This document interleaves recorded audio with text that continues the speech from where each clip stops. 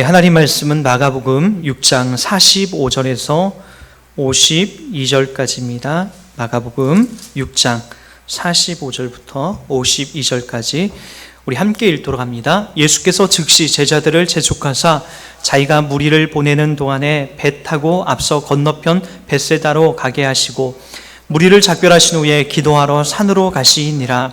저물매 배는 바다 가운데에 있고 예수께서는 홀로 무태 계시다가 바람이 거스름으로 제자들이 힘겹게 노젓는 것을 보시고 밤 사경쯤에 바다 위로 걸어서 그들에게 오사 지나가려고 하심에 제자들이 그가 바다 위로 걸어오심을 보고 유령인가 하여 소리 지르니 그들이 다 예수를 보고 놀람이라. 이에 예수께서 곧 그들에게 말씀하여 이르시되 안심하라, 내니 두려워하지 말라 하시고 배에 올라 그들에게 가시니 바람이 그치는지라. 제자들이 마음에 심히 놀라니 이는 그들이 그 떡 되시던 일을 깨닫지 못하고 도리어 그 마음이 둔하여 졌음이러라. 아멘. 오늘 본문이 그렇게 쉽지 않은 본문인 거는 오병이어 사건 뒤에 이 내용이 이어진다라는 겁니다. 오병이어 사건을 여러분 지난 2주 동안 우리가 좀 살펴봤죠. 한 번은 오병이어 사건을 떼놓고 봤고 또 한 번은 12바구니를 놓고 우리가 이제 바로 전에 나와 있는 이 본문을 확인해 보았습니다. 오병이어는 여러분 그 예수님의 그 자신을 내어주신 예수 그리스도의 생명의 떡으로 오셨음을 몸소 이제 보여주기 위해서 너희들이 이 떡을 먹고 살아나듯이 이 떡을 먹고 배불러서 포만감을 느끼고 오늘을 살듯이 내가 이 땅에 생명의 떡으로 왔다. 요한복음 6장에 증거하듯이 내가 그 생명의 떡으로 왔기 때문에 내 생명을 떼어서 너에게 준다. 나를 먹고 너희들 영생해라. 그리고 나를 먹는다라는 의미가 뭐냐면은 바로 예수 그리스도께서 이 땅에 십자가에 못 박혀 죽으시고 그리고 부활하신 그 생명의 진리를 성령님께서 우리 가운데 찾아오셔서 믿게 하시고 확인해 주시는 것. 내 안에 예수가 있다라고, 생명의 떡이 있다라고 확인해 주셔서 내가 영생할 수 있게 하시는 것. 그것이 바로 우리가 예수를 믿고 먹는다라고 하는 그런 의미로 연결해 보았죠. 그리고 이제 바로 전주에는 이제 12바구니를 여러분하고 함께 공부를 했습니다. 신약에는 그 12제자들이 거둬들인 그 양을 말하는 것이고, 구약에서는 이 12지파를 계속해서 강조해 나가지 않습니까? 12지파가 야곱의 12명의 아들인데 그 중에서도 레위가 빠져나가요.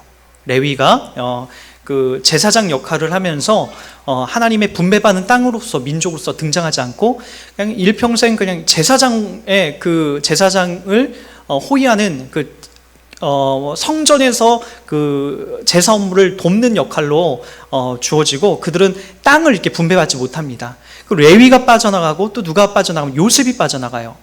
요셉은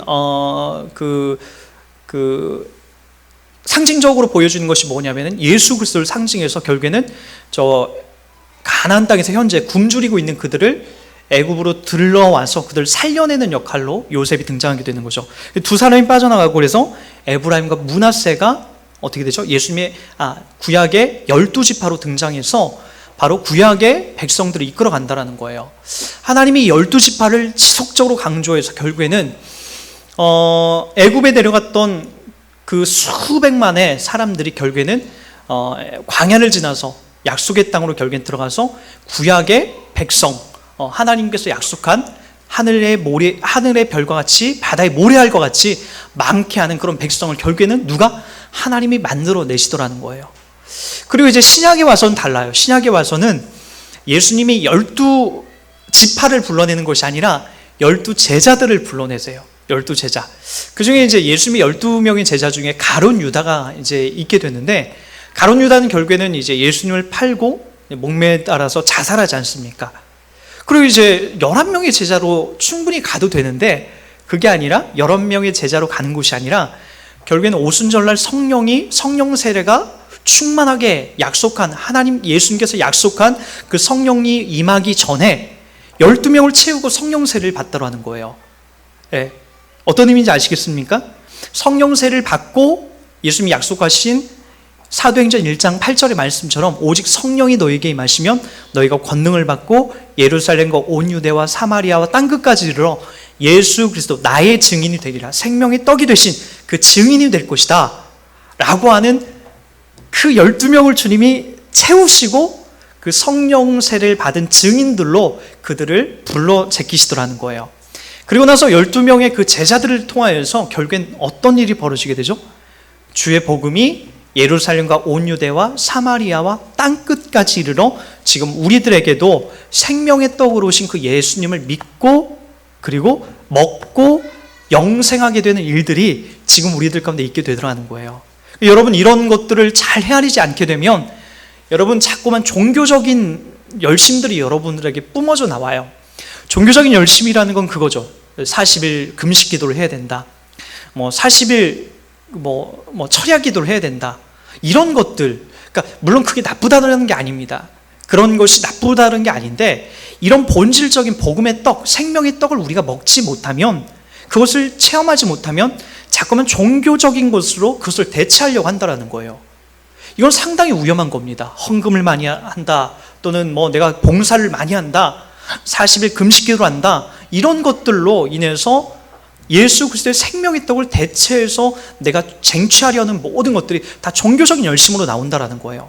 이 당시에 바리새인과 서기관들도 그랬죠. 구제하는 것에 목숨 걸었고, 그리고 또는 금식하는 것에 목숨 걸었고, 기도하는 것에 목숨 걸었어요. 그러나 주님께서 이 땅에 오셔서 그 세 가지를 우리 마태복음 6장에도 등장하지만 부숴버립니다. 그들의 잘못된 어떤 종교적인 열심들을 부숴버리는 거예요. 그리고 본질로 가는 거죠. 하나님 아버지가 누구냐? 하나님이 누구냐? 기도가 무엇이냐? 구제가 무엇이냐? 라고 하는 것으로 본질적인 의미로 흘러가고 있다는 거예요. 그래서 이제 주기도문에도 우리가 그렇게 얘기하는 겁니다. 기도를 우리는 1시간 하는 게 중요하다. 아니면 어떤 목사님은 7시간 하더라. 기도를 크게 하는 게 중요하다. 아니다. 기도는 조용히 기도하는 게 중요하다. 기도는 방언으로 하는 게 중요하다. 기도는 조용히 침묵하면서, 그런 방법론에 대해서 주님이 집중하게끔 안 하십니다. 하나님 아버지가 누구냐? 너가 지금 기도하는 기도의 목적이 무엇이냐? 하나님 아버지가 너에게 무엇을 지금 하라고 하시냐? 하나님 아버지가 누구냐에 초점을 맞추고 있다는 거예요. 본질적인 거죠. 그러니까 여러분들이 자꾸만 종교적인 것에 목숨을 걸기 시작하면 주님이 설 자리가 점점 약해져요. 성경은 이런 부분들을 철저하게 이제 막아놓습니다. 그리고 오직 예수가 누구이고 하나님 아버지가 누군지 그분을 확인하라고 해요. 왜 오늘 생명의 떡 되신 그분을 우리가 먹고 마셔야 되는지, 왜 우리가 영생해야 되는지 이 성경을 통해서 우리가 분명하게 확인하고 가지 않으면 여러분 일상 속에서 매일가 종교적인 열심이 나와요. 그럼 그것을 하나님을 기쁘게 하는 게 아닙니다. 하나님을 기쁘게 하는 이 본질적인 것에 하나님을 믿고 하나님을 따르고 하나님을 제대로 이해하고 나가는 것을 더 목적 삼고 나갈 때에 두 번째, 세 번째 여러분들이 기도하는 것, 40일 금식하는 것, 그때 그렇게 해도 괜찮아요. 그러게 여러분 삶 속에서 지금 성경 말씀이 무엇을 지향하고 말하는지에 대해서 정확한 초점을 맞추셔야 됩니다. 종교적인 열심으로 어물쩍 덮어서 흘러가게 되면 여러분들도 바리새인을 책망하셨듯이 주님의 엄중한 책망을 받을 수가 있다는 겁니다. 오늘도 그 내용으로 흘러가야 됩니다. 오병이어 사건, 그 물고기 2마리와 떡 5개로 헌신한 그 아이에게 초점이 맞춰지면 절대로 안 되고, 바로 주님께서 이것을 의미하고 의도하려고 했는 내용이 무엇인가에 우리가 초점을 맞춰서 흘러가셔야 된다는 겁니다.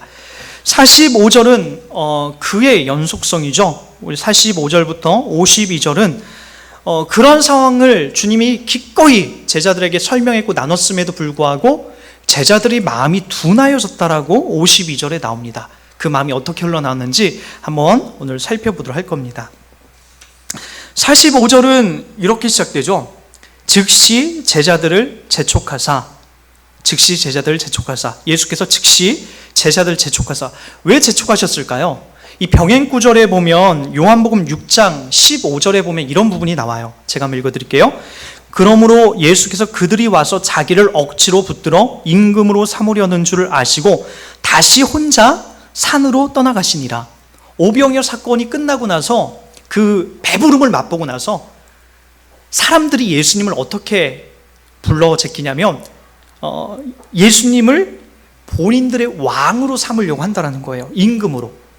헤롯은 지금 가짜 임금이니까 진짜 이 메시아 되신 예수를 우리의 임금, 그러니까 임금으로 삼는 게 뭐냐면 경제력으로, 군사적으로 평안한 삶을 누리려고 하는 거예요.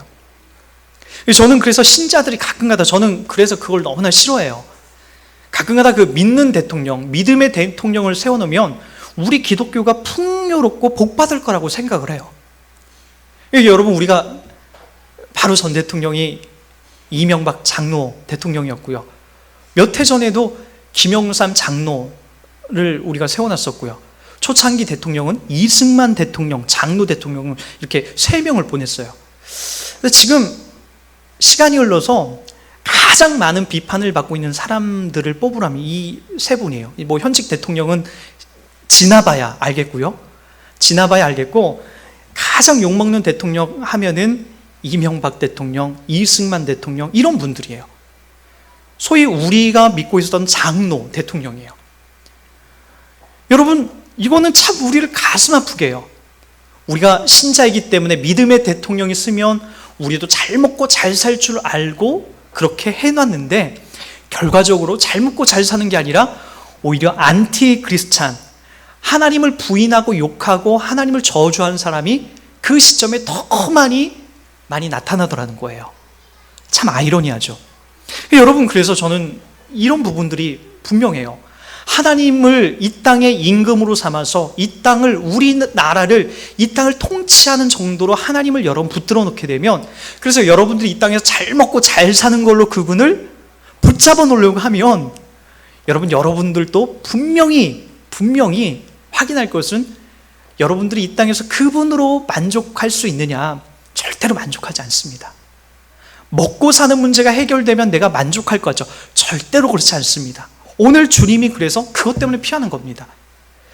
예수께서 그들이 와서 자기를 억지로 붙들어 임금을 삼으려는 줄 아시고 오병이어 사건 다음에 바로 나타난 거예요.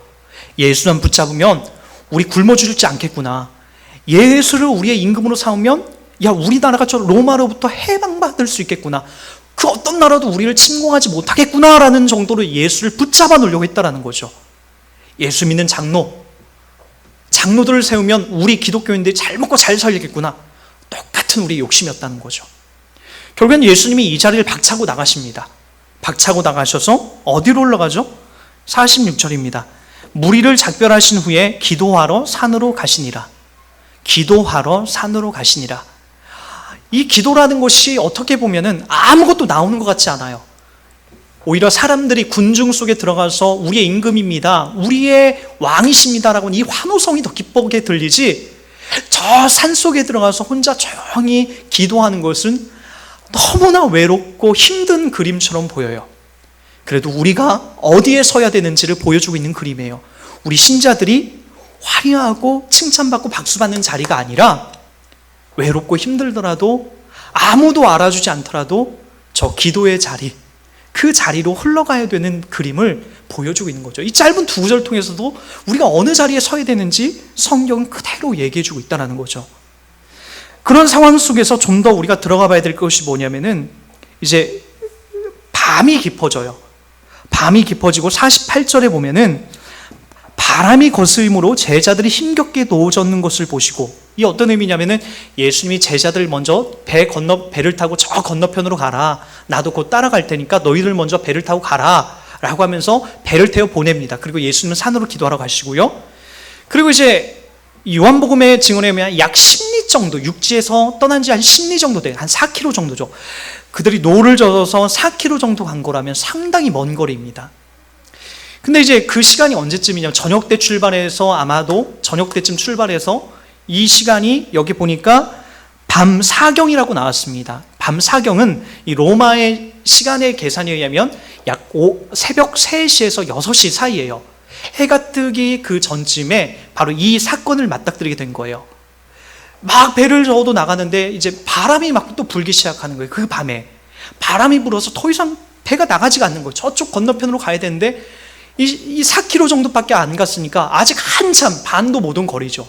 한참 가야 되는데도 갈 수가 없는 거예요. 바람이 막 불어서 더 이상 힘들어서 갈 수가 없는 거예요. 그때 48절에 보니까 밤 사경쯤에 바다 위로 걸어서 그들에게 오시는 예수님이 계세요.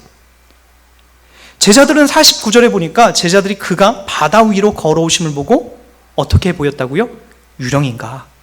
사실 그렇죠. 새벽 3시쯤에 3시, 4시, 5시쯤에 해가 뜨기 전에 가장 어두운 법 아닙니까? 해 뜨기 전이 온 세계가 가장 어둡잖아요. 그때 저 물 위에서 바람은 불고 있고 저 물 위에서 누군가가 이렇게 처벅처벅 걸어오고 있다라고 하는 이 그림을 본다면 여러분 얼마나 이 심장이 떨릴까요? 저는 이게 이해가 가요. 이게 이해가 가죠. 한번 생각해 보세요. 밤에 바다 위를 걸어오는 이 말도 안 되는 장면이 나타날 때 얼마나 무섭겠습니까? 우리는 그 중력 법칙에 의해서 물속이라든지 그 질량 법칙에 의해서 우리는 물속에, 그리고 당연히 우리가 저 지구 중앙에서 땡기는 힘에 의해서 물속으로 우리가 물 위를 걸을 수 없는 존재예요. 물 안에 우리가 물속에 잠길 수밖에 없는 거죠. 물 위를 걷는 사람은 없어요. 한 사람도 이 땅에 없다는 거예요. 저는 이제 이 본문에 이런 부분들도 참 의문이 많이 가요. 주님이 단순히 물 위를 거는 것 때문에 이걸 보여주려고 물 위를 걸었다라고 생각은 하지 않아요. 나중에 우리가 좀 더 살펴보겠지만 물 위를 걸으신 분명한 목적이 있어요. 먼저 이 본문의 내용들을 조금 더 훑어보면서 그 의미를 좀 찾아가 보도록 할게요. 그때 유령이다라고 할 때에 제자들이 이제 49절에 보면은 제자들이 그가 바다 위로 걸어오심을 보고 유령인가 하여 소리를 질러요. 으악 하고 소리를 지른 거죠. 다 큰 성인들이. 얼마나 무섭겠습니까? 저는 이 느낌, 이걸 한번 떠올려 보세요. 유령을 보고, 물 위를 걸어오는 그 유령을 보고 유령처럼 보였겠죠. 진짜로 소리를 질렀다라는 거예요. 말도 안 되는 이 법칙, 이 상황에 맞닥뜨려서 제자들이 자지러질 정도로 놀랐다라는 거죠. 그때 예수님께서 이렇게 얘기하십니다. 50절입니다. 그들이 다 예수를 보고 놀람이라. 이에 예수께서 그들에게 말씀하여 이르시되 안심하라. 내니 두려워하지 말라. 내니 안심하라. 내니라고 할 때 에고 에이미, 이게 에고 에이미거든요. 이 표현은 성경 속에, 이제 구약 성경 속에도 자주 등장하는 표현이에요. 에고 에이미. 이 뜻이 뭐냐면은 출애굽기 3장 14절에도 이런 부분이 나와요. 하나님이 모세에게 이르시되 나는 스스로 있는 자이니라. 또 이르시되 너는 이스라엘 자손에게 이같이 이르기를 스스로 있는 자가 나를 너에게 보내셨다 하라. 여기서 나는 스스로 있는 자라고 하는 이런 의미가 에고 에이미라는 그런 의미를 담고 있어요. 에고 에이미, 나는 혼자 있다, 나는 스스로 있다, 나다 라고 하는 하나님이 누군지에 대해서 지금 설명해 주고 있는 그림인 거죠.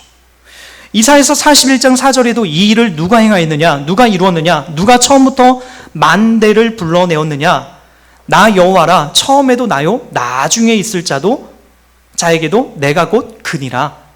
처음에도 나요, 나중에도 있을 자. 이게 바로 에고 에이미라고 하는 그런 의미를 담고 있는 거죠. 누가복음 24장 37절에도 그들이 놀라고 무서워하여 그 보는 것을 영으로 생각하는지라. 여기에서도 에고 에이미의 이런 의미가 등장하게 되는 거죠. 나다. 부활하는 나다. 내가 누군지에 대해서 설명하고 있는 그런 그림들이 이 안에 성실하게 조명되고 있다는 거죠. 에고 에이미, 나다라고 하는 그런 의미를 우리가 살펴볼 수 있다는 거죠. 나다. 에고 에이미, 내가 하나님이다. 그런 의미를 지금 이 제자들에게 설명해주고 안심시키고 있는 그런 그림들을 볼 수 있게 되는 거죠. 그리고 나서 이제 바로 어떤 일이 벌어지게 되냐면은 에고 에이미를 외치고 나서 배에 올라 그들에게 가시니 바람이 어떻게 됐다고요? 그치는지라. 제자들이 마음이 심히 놀라니. 다시 이제 물 위를 걸어오실 뿐만 아니라 예수가 배에 들어가 앉으시니까 위험 속에 있었던 이 배가 다시 안정감을 되찾고 바람이 잠잠해지더라는 거예요. 그리고 나서 제자들이 그 모든 모습을 보고 심히 놀랐다라고 나와요. 너무나 놀랐다. 그리고 나서 이제 52절에 이는 그들이 그 떡 대시던 일을 깨닫지 못하고 도리어 그 마음이 둔하여졌음이니라 라고 나옵니다. 마가는 이제 이걸 약간 부정적인 언어로 써요. 그 마음이 둔하여졌다. 페포로메데는 굳어짐으로써 마음에 새겨지지 않음을 뜻하는 거예요. 마치 그 시멘트처럼, 대리석처럼 딱딱하게 굳어져서 더 이상 뭔가가 써지지 않는 그런 마음이라고 이 마가는 지금 그렇게 정의해 나가고 있습니다. 그러니까 얼마나 지금 아주 딱딱하게 굳어졌는지, 오병이어 사건을 체험했음에도 불구하고, 보았음에도 불구하고 왜 그들이 딱딱하게 굳어졌다라고 하는 마음으로 이 마가는 그것을 표현했는지를 한번 이제 전체적인 그림들을 한번 살펴보도록 하겠습니다. 먼저 우리가 중요하게 한 가지 다뤄야 될 것이 있습니다. 지금 이 사건이 어디에서 벌어지고 있냐면 바로 바다라는 곳이에요. 바다.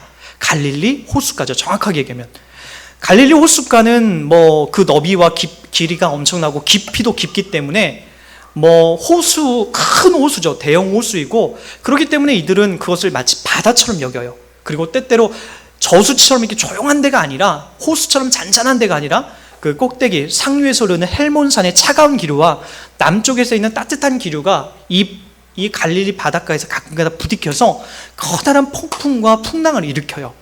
그래서 이제 마치 바다에서 풍랑이 있는 것처럼 이 호수에서 일어나는 무시무시한 일들 때문에 죽게 되는 일들이 종종 있게 됐던 거죠. 그래서 아마도 갈릴리 호수가 아니라 그들은 바다라고 표현하는 것을 기꺼이 그렇게 했던 것 같아요. 그런데 이제 이 장소가 어떤 곳이냐면 사람이 죽어가는 장소라는 거죠. 잘못하면 아무리 베테랑이라 할지라도 가끔가다 일어난 풍랑에 의해서 사람들이 죽게 되고 빠져 죽게 되는 일들이 이 갈릴리 호숫가에서 흔하게 있었던 사건이라는 거죠. 바다에는 죽게 되는 겁니다. 사람이 죽을 수 있는 곳이 바다라는 거예요. 그러나 여러분, 성경에서 유일하게 바다에서도 살아난 장면들이 보여지는 게 있어요. 우리 구약 성경에 보면은 이 창세기 7장 16절부터 24절까지 한번 가볼까요? 창세기 7장 16절에서 24절까지입니다.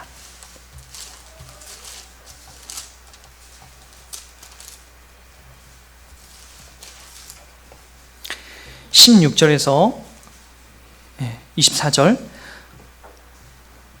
들어간 것들은 모든 것의 암수라. 하나님이 그들에게 명하신 대로 들어가매 여호와께서 그를 들여보내시고 문을 닫으시니라. 홍수가 땅에 40일 동안 계속된지라. 물이 많아져 방주가 땅에서 떠올랐고, 물이 더 많아져 땅에 넘침에 방주가 물 위에 떠다녔으며, 물이 땅에 더욱 넘침에 천하의 높은 산이 다 잠겼더니 물이 불어서 15규빗이나 오르니 산들이 잠긴지라. 땅 위에 움직이는 생물이 다 죽었으니 곧 새와 가축과 들짐승과 땅에 기는 모든 것과 모든 사람이라. 육지에 있어 그 코에 생명의 기운에 숨이 다 있는 것은 다 죽었더라. 지면의 모든 생물을 쓸어버리시니 곧 사람과 가축과 기는 것과 공중의 새까지라. 이들은 땅에서 쓸어버림을 당하셨으되 오직 노아와 그와 함께 방주에 있던 자들만 남았더라. 물이 150이 이를 땅에 넘쳤더라. 창세기 7장에 등장하는 노아 방주죠. 방주를 우리가 히브리어로 테바라고 합니다. 테바라는 것은 이렇게 인간이 조정할 수 있는 키나 돛이 없는 거예요. 갈대상자, 이 모세가 100일 뒤에 그가 탔던, 그의 부모에 의해서, 그의 엄마에 의해서 방주, 갈대상자에 탔던 그것도 구약성경에 테바라는 장면이 딱 두 군데가 나와요. 이 노아 방주를 히브리어로 테바로 나오고, 그리고 이 갈대상자, 모세가 탔던 이 갈대상자를 테바라고 합니다. 어디로 흘러갈지 모르는 거죠. 목적지가 불분명한 거죠. 어디로 가는지, 어떻게 가는지 인간이 조정할 수 없는 거예요. 이 노아가 탔던 이 테바 방주는 마치 그거예요. 노아가 운전할 수 있는 키도 없고 하나님이 그렇게 설계하도록 하셨어요. 그리고 돛이 없어서 어디로 가야 될지 몰라요. 그러나 150일 동안 온 지면에 있었던 그 물속에 잠겨 있었던 그 땅속에 있었던 모든 생물들, 호흡하는 모든 동물들과 그리고 모든 사람들은 다 죽게 되고, 이 방주 안에 타고 있는 사람들만 안전하게 결국엔 살아나더라는 거예요. 동물들과 노아의 식구들만. 모세도 마찬가지죠. 갈대상자가 목적지를 따르고 흘러갔던 곳이 아니라 나일강을 타고 강물을 타고 어딘지 모르게 흘러갔는데, 그곳이 흘러 때마침 누구에게? 바로의 공주에게 맞닥뜨리고 있더라는 거예요. 여러분, 하나님이 조정하시는 거죠. 하나님이 이끌어 가시는 거죠. 여러분, 물속에 잠겨있는 모든 것들은 다 죽게 되고 물 위에 뜨는 것만 살아나게 되는 거예요. 오늘 예수님이 그 그림을 보여주는 것 아닙니까? 갈릴리 바닷가에서, 갈릴리 호숫가에서, 거기에 잘못해서 큰 폭풍이 일어나고 큰 비가 내리면 사람들이 종종 고기 잡으려 하다 빠져 죽게 되는데, 여행을 하다 빠져 죽게 되는데, 물속에 잠겨서 다 죽게 되는데, 누가? 예수가 사망이라고 상징되어지는 그 무리를 바람이 부는 현장 속에서도 뚜벅뚜벅 걸어서 누구에게 가더라? 제자들에게 가더라는 거예요. 제자들은 지금 키를 저어, 노를 저어, 지금 바람이 불어서 위기 가운데 있는 그 상황 속에서 예수는 바다를 건너서 약 4km를 걸어서 제자들이 있는 곳으로 지금 뚜벅뚜벅 걸어가더라는 거예요. 자, 잘 보시기 바랍니다. 물속에 잠겨야 다 죽는 거예요. 예수를 제외한 그 모든 사람이 무리를 걸으려고 했지만 다 빠져 죽었습니다. 여러분, 이 병행구질이었던 마태복음에 보면 예수님과 함께 이 오병이어 사건을 끝내고 났던 그 장면에 마태는 베드로가 무리를 걷는 장면을 기술합니다. 이 장면 속에 그것을 삽입시켜요. 베드로가 무리를 걷다가 예수를 보고 주여, 예수 주님이십니까? 라고 하면서 베드로가 무리를 걸어갑니다. 예수를 보고. 그러나 그 순간 바람이 또 휘잉하게 불게 되니까 그 바람을 보면서 그만 물속에 또 빠져버리게 되는 거죠. 완벽할 것 같고 걸을 것 같지만 결국에는 인간은 물속에 빠지는 존재가 되고 만다라는 거예요. 누구만이 물 위에서 뜨게 되는 거냐면 예수만 뜨게 되는 거예요. 뜨는 것 같지만 결국에 누구만 뜨는 거냐면 인간은 뜰 수 없다는 거예요. 누가 뜨는 거죠? 예수만 뜨는 거예요. 떴다는 건 뭐예요? 살아난다는 거죠. 그래서 노아 방주가 살아나듯이 살아서 그 방주에 타고 있던 식물, 동물들과 예수 그 방주 안에 타고 있던 노아의 식구들이 살아나듯이 모세가 그 방주 안에 있어서 살아나듯이 바로 물 위에 잠기지 않고 떠서 하나님 목적한 바로 흘러가듯이 예수 그리스도 안에 있는 자만이 마치 물 위에 잠기지 않고 물속에 잠기지 않고 살아나신 예수와 함께 우리도 살아날 수 있게 되는 거죠. 그것이 바로 오늘 보여주려고 하는 바로 예수님의 본질적인 그 의미가 되고 있는 겁니다. 다른 그 누구도 이 물 위에서 살아난 자가 없지만 바로 예수가 4km를 뚜벅뚜벅 걸어서 지금 인생의 고난과 고비를 맡고 있는 제자들, 지금 모진 풍파를 맡고 있는 그들에게 찾아가서 그들의 모든 어려운 문제를 걷어내고 예수가 기꺼이 그 배에 얹어서 바로 인생의 항해를 함께 나가는 이 그림을 보고 있다는 거예요. 여러분, 우리가 그 삶을 지금 살아가고 있는 사람들이 아닙니까?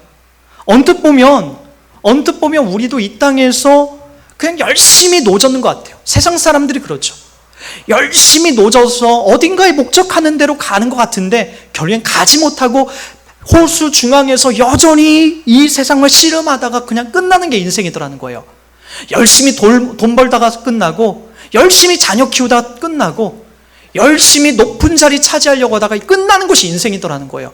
노졌다가 인생 끝나는 것이 우리의 인생이더라는 거예요. 그때 그 자리에 누가 찾아온다고요? 예수가 찾아오셔서 그들에게 인생의 어려운 문제들, 난관들을 해결하시고 예수가 그 배에 타심으로써 그들의 인생의 목적지를 향해서 다시 나아가게 되는 이런 일들이 벌어지고 있다는 거죠. 여러분, 분명합니다. 우리 안에 예수가 찾아오셨습니다. 그래서 여러분들의 인생의 목적, 이 땅을 살아가는 목적이 단순히 이 땅에서 잘 먹고 잘 살고 그리고 내 자녀 훌륭하게 키우는 것이 목적이 아니라 저 하나님의 나라, 분명한 우리의 목적을 향해서 하나님 우리를 예수 안에서 그것을 이끌어 간다라는 거예요. 오병이어 사건이 그걸 얘기하는 것 아닙니까?